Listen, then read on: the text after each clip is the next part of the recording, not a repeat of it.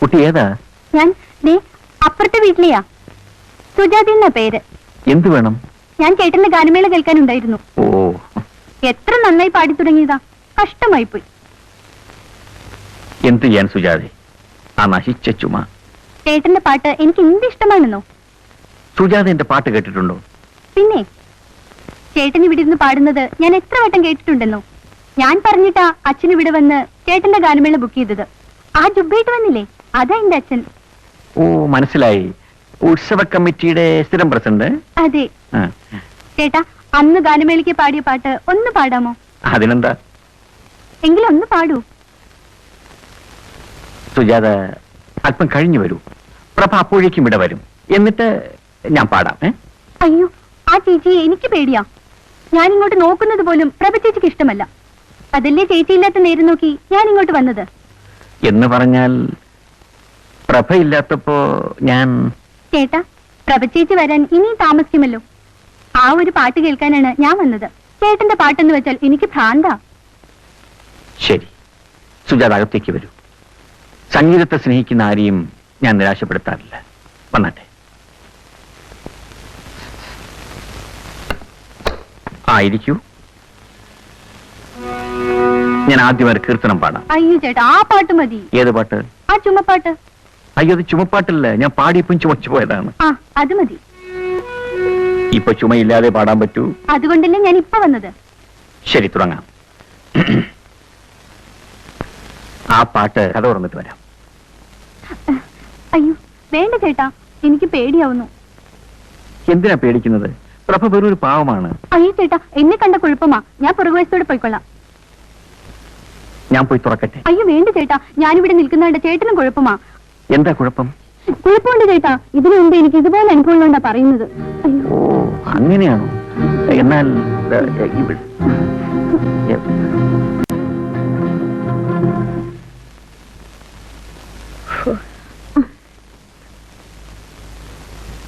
ആഹാ, ഇന്ന് പ്രാക്ടീസ് ആയിരുന്നോ? ആ, പ്രാക്ടീസ് ആയിരുന്നു. പിന്നെ നമുക്കിന്നൊരു സിനിമയ്ക്ക് പോകാം. സിനിമയ്ക്കോ? ഇന്നോ? ശരി, വെക്കളയാ.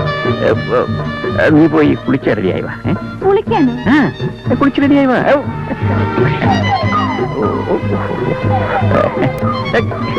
എന്താ ചിരിക്കുന്നത്? ഒന്നുമില്ല.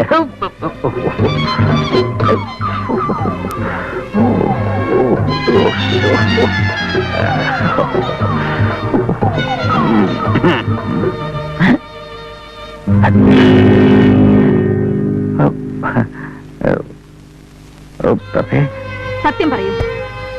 പറയാനാ പറഞ്ഞത്. ആ കുട്ടി പറഞ്ഞതാ സത്യം. എന്റെ പാട്ട് കേൾക്കാൻ ആ കുട്ടി വന്നത്. അവൾ എന്റെ ആരാധിക മാത്രമാണ്. ആരാധികമാരെ കട്ടിലടിയിലെത്തിയാണോ പാട്ട് കേൾപ്പിക്കുന്നത്? അവൾ നീ വന്നപ്പോ പേടിച്ച് കട്ടിനടി കയറി കിടന്നു പോയതാ.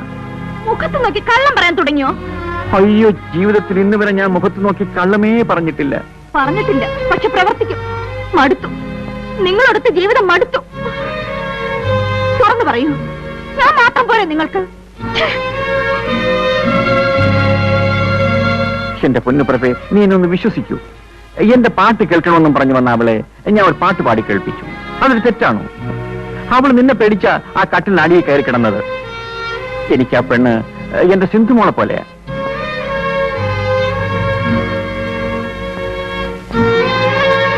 പ്രഭേ, മരിച്ചുപോയ എന്റെ അച്ഛനമ്മമാരാണ് സത്യം. നിങ്ങൾ എന്തിനാ കൂടെ കൂടെ മരിച്ചു വരെ പിടിച്ച് സത്യം ചെയ്യുന്നത്? അല്ലാതെ പിന്നെ നിന്നെ ഞാൻ എങ്ങനെ വിശ്വസിപ്പിക്കും? എനിക്കിപ്പോ വിശ്വാസമായി. നോക്കൂ, എന്തുണ്ടെങ്കിലും എന്നോട് തുറന്നു പറഞ്ഞാ മതി. ഞാൻ ഒരിക്കലും അങ്ങനെ സംശയിക്കരുതായിരുന്നു. അങ്ങ് എന്നോട് ക്ഷമിക്കൂ. എല്ലാം എന്റെ സംഗീത ഭ്രാന്ത് കൊണ്ട് സംഭവിച്ചതല്ലേ. ഇനി ഒരിക്കലും എന്റെ പ്രഭ ദുഃഖിക്കേണ്ടതില്ല.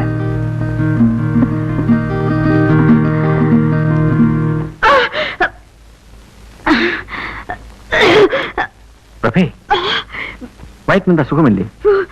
നീ ദഹിക്കാത്ത എന്തെങ്കിലും കഴിച്ചോ?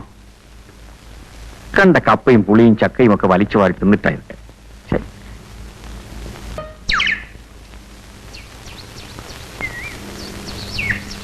അല്ല, ഇന്നെന്താ പതിവില്ലാതെ ഈ വേഷത്തിൽ? വിശേഷമൊക്കെ ഉണ്ട്. ഞാൻ ആരാണെന്നാണ് വിചാരിച്ചത്? എന്റെ എല്ലാം. അതിലുമുപരി ഞാനൊരു ഗായകൻ കം മ്യൂസിക് ഡയറക്ടർ. ഈ കമ്മെന്നും പറഞ്ഞ് നടക്കുന്നതല്ലാതെ ചാൻസ് ഒന്നും കിട്ടുന്നില്ലല്ലോ. കിട്ടും, ഇപ്രാവശ്യം കിട്ടും. പുതുമുഖങ്ങളെ മാത്രം പങ്കെടുപ്പിച്ച് നിർമ്മിക്കാൻ ഉദ്ദേശിക്കുന്ന ഒരു സിനിമയുടെ ഡയറക്ടർ ഇന്ന് ഹോട്ടൽ പാരഡൈസിൽ വരുന്നു. ഞാൻ അയാളെ കാണാൻ പോവുക. ചിലപ്പോ എനിക്ക് സിനിമയിൽ ചാൻസ് കിട്ടും. അയ്യോ, സത്യമാണോ? ചേട്ടന് സിനിമ ചാൻസ് കിട്ടുമോ? എന്റെ ശബ്ദം കേട്ടാൽ ഏത് കൊലകൊമ്പനാ വീഴാത്ത. പാടുക മാത്രമല്ല, സംഗീത സംവിധാനവും നടത്തും. എന്റെ ദൈവമേ, എല്ലാം നമ്മുടെ കുഞ്ഞിന്റെ ഭാഗ്യമാ. ആണല്ലോ. പിന്നല്ലാതെ. എങ്കിൽ 50 രൂപ എടുക്ക്. 50 രൂപയോ? അതെന്തിനാ? ഇരിക്കട്ടെ, ഒരു വഴിക്കിറങ്ങുന്നതല്ലേ. തരം തരം. സാറിന്റെ പടം എന്നാ കളറില്ല? കളറിൽ. അല്ല, വേറൊരു സാർ എനിക്ക് ചാൻസ് തരാന്ന് പറഞ്ഞിട്ടുണ്ട്. ബ്ലൂ ഫിലിം കളറില്ല. അതിന്റെ ഡാലിയെ കലക്കും. ശരിയാണോ സാർ? ശരിയാണ്, ഞാനല്ലേ പറയുന്നത്.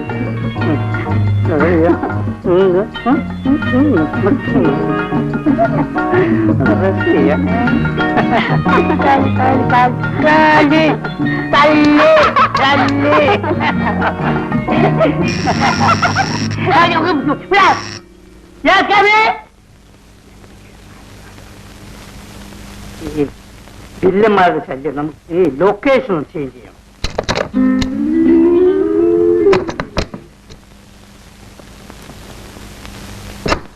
നമസ്കാരം സാർ.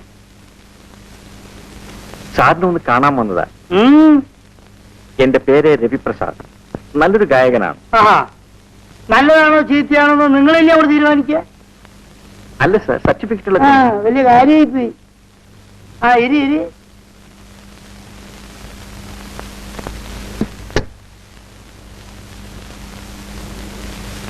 ഇവിടെ ഇവിടെ സ്കൂളിൽ പഠിക്കുമ്പോ സംഗീതത്തിന് കിട്ടിയതാ. ഫാൻസി ഡ്രസ്സിനും ഫസ്റ്റ് പ്രൈസ് കിട്ടിയിട്ടുണ്ട്. സാർ, നന്നായി മ്യൂസിക് കമ്പോസ് ചെയ്യാനും അറിയാം. നിങ്ങൾ ശാസ്ത്രീയ സംഗീതം പഠിച്ചിട്ടുണ്ടോ? കുറെ ഒക്കെ. പാടട്ടെ സാർ. നിർത്തൂ. ഞാൻ കുറച്ച് ബിസിയാണ്, എനിക്ക് കുറച്ച് സ്വസ്ഥത വേണം. രവിപ്രസാദ്, ഈ ശാസ്ത്രീയ സംഗീതം കണ്ടുപിടിച്ചതാരാ? ഹലോ ഇങ്ങോട്ട്, ഇവിടെ ആരാ? സാർ, ഈ ശാസ്ത്രീയ സംഗീതം അങ്ങനെ ഏതെങ്കിലും ഒരാൾ കണ്ടുപിടിച്ചതല്ല. അത് അനവധി വർഷങ്ങളിലൂടെ കുഴിച്ചെടുത്തായിരിക്കും. നിങ്ങൾക്ക് ഈ ശാസ്ത്രീയ സംഗീതത്തെ പറ്റി ഒരു ചുക്കും അറിയില്ല. ശങ്കര ആഭരണ ശാസ്ത്രികൾ കേട്ടിട്ടുണ്ടോ? ഈ ശങ്കരാഭരണ ശാസ്ത്രികൾ കണ്ടുപിടിച്ച ശാസ്ത്രമാണ് ഈ ശാസ്ത്രീയ സംഗീതം. മനസ്സിലായി? അദ്ദേഹത്തിന്റെ ജീവചരിത്രമാണല്ലോ ഈ ശങ്കര ആഭരണം എന്ന മലയാള സിനിമ.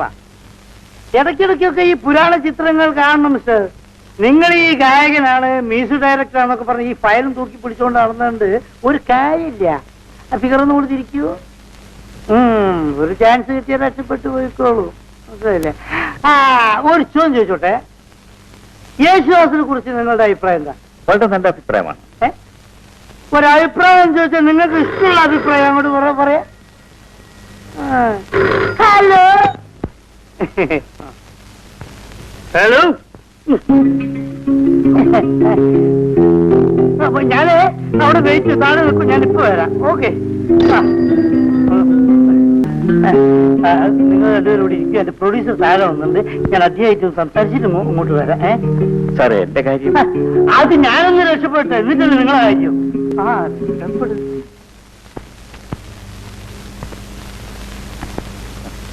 എനിക്ക് മനസ്സിലായില്ല. ഞാൻ സിനിമ നടി ഡാലിയ. ഡാലിയ? സിനിമ നടിയോ? അതെ, ഞാനിപ്പോൾ ഫീൽഡിലേക്ക് ഇറങ്ങിയതേ ഉള്ളൂ. ഈയിടെ റിലീസായ കുളിക്കുന്ന സുന്ദരി കണ്ടോ? അതിലാരായിട്ട്? ഇന്റർവെല്ലിന് ശേഷം നായികയും കൂട്ടുകാരികളും ആറ്റിലിറങ്ങി കുളിക്കുന്ന ഒരു സീനുണ്ടല്ലോ. നായികയുടെ പിറകിൽ 5ാമതായി കുളിക്കുന്നത് ഞാനാ. ഓ,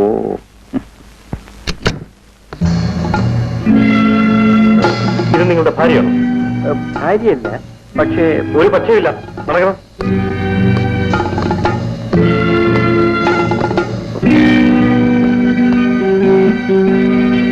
കോൺസ്റ്റബിൾ, രവിപ്രസാദിനെ കൊണ്ടുവരൂ. ഇവിടെ കൊടു. ഇവിടെ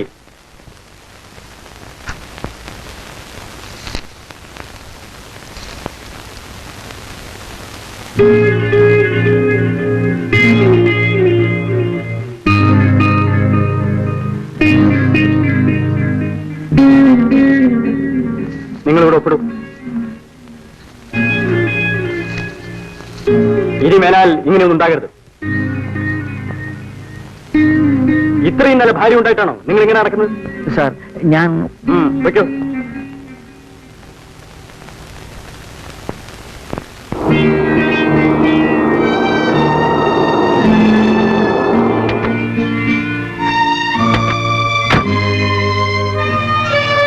ടാക്സി വെയിറ്റ് ചെയ്യൂ. പ്രഭേ, സത്യമായിട്ട് മനസ്സറിയാത്ത കാര്യത്തിന് എന്നെ പോലീസ് പിടികൂടിയത്. പ്രഭേ പ്ലീസ്, ആ ഡയറക്ടർ എന്ന് പറഞ്ഞവൻ രക്ഷപ്പെടാൻ വേണ്ടി അതിനെ കരുവാക്കിയതാ. എന്റെ മണ്ടയ്ക്കറ്റമേ, ഇനി എങ്ങനെ ഞാൻ സത്യം വിശ്വസിപ്പിക്കും?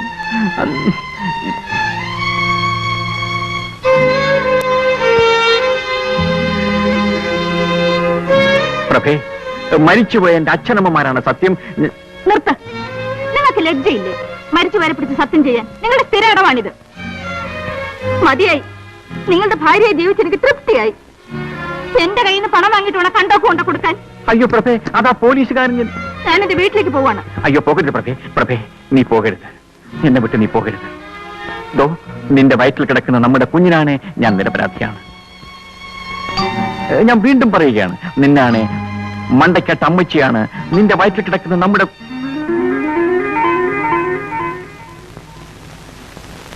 എനിക്ക് നിങ്ങളെ വിശ്വാസമാണ്. പ്രഭേ, എനിക്കൊരപേക്ഷ മാത്രമേ ഉള്ളൂ. ഈ ജീവിതകാലത്ത് ഒരിക്കലും നീ എന്നെ വിട്ടുപിരിയരുത്. എനിക്കത് സഹിക്കാനാവില്ല.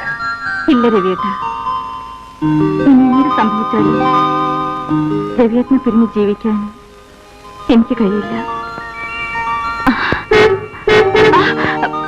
ടാക്സി അയച്ചിട്ട് വരട്ടെ.